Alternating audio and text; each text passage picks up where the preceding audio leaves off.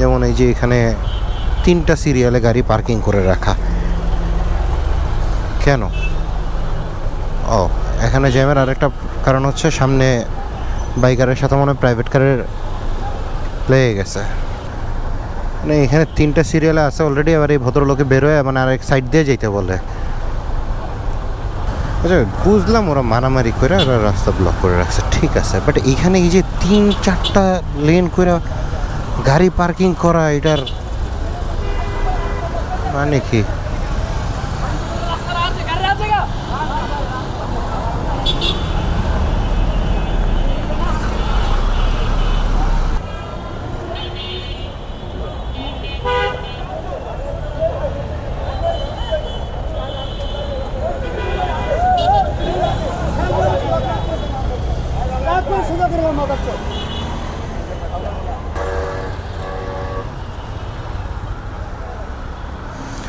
Sir আসসালামু আলাইকুম।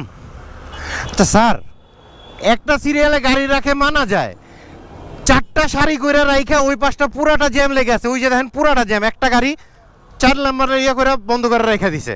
সকাল থেকে ওদের সাথে এগুলোই করলাম মামলা, এরা ওই মামলা দিলেই সরে না, আসলে সরে না। আবার দেখি সেই দিতে থাকেন, মামলা দিতে থাকেন, কিছু করার নাই তো। এই যে দেখেন এই যে গাড়িগুলো রাইখা দিছে এইভাবে, মানে মানুষের জীবন অতিষ্ঠ হয়ে যেতেছে গা। একটু ব্যবস্থা নেন, এটা আপনাদের কাছে হাম্বল রিকোয়েস্ট। দিতে থাকেন মামলা, আর নাহলে আমাগরে কোন আমরা ভিডিও করে করে প্রত্যেকটা গাড়ির নাম্বার আইন আপনার কাছে দেই যে এডিএম বন্ধ করে থুয়ে দিছে। এই পাশ ওই যে মামলা তখন করি তখন দেখতে হবে না, এখন আমার ডিউটি শেষ। আরেকজন আসবে, এরা সব হচ্ছে যে স্কুলে পোলাপান না, যে বাচ্চা কাচ্চা রাখতে আসছে, হয়তো পরীক্ষা আছে, সব রেখে ইচ্ছা মতো যার মতো সেই।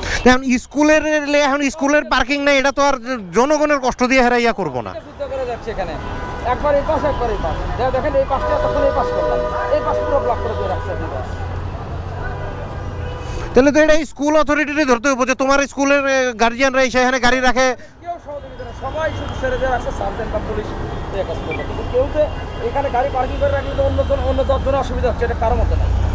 মানে নিজেরটা রাখা আমি আমার বুঝ, এই যে এগুলা রাখা আমার মতে তো এগুলা রাখারও তো কোনো পারমিশন নাই। ডিএমপি থেকে কি এরকম কোনো পারমিশন আছে যেগুলো এরকম রাখা দিবে?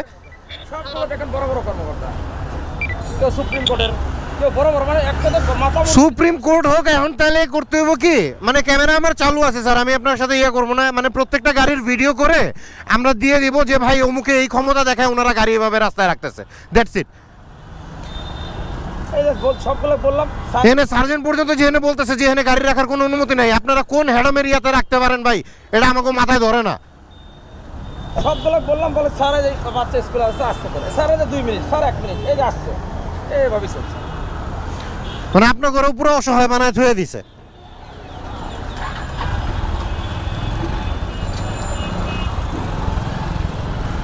মানে অবস্থা এনে পুরা পার্কিং করে রাস্তা, মানে এটা মেইন রোড, এটারে পার্কিং এইভাবে বানায় রাখছে, 3-4 সারি করে রেখে দিছে। মানে পুলিশ সার্জেনের সাথে কথা বললাম, ওনারাও হেল্পলেস। ডিরেক্টলি উনি বলতেছে ভাই সুপ্রিম কোর্টের স্টিকার লাগানো গাড়ি, হাইকোর্টের স্টিকার লাগানো গাড়ি, অমুকের স্টিকার লাগানো গাড়ি, তমুকের স্টিকার লাগানো গাড়ি। কেন রে ভাই, তুমি সুপ্রিম কোর্ট হাইকোর্টের বিচারক হইছো কাগরে দিয়া,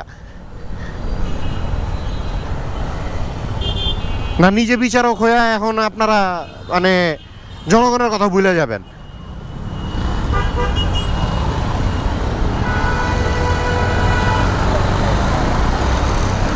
বাংলাদেশ থেকে এই জিনিসটা দূর হওয়াটা সবচেয়ে বেশি ইম্পর্টেন্ট।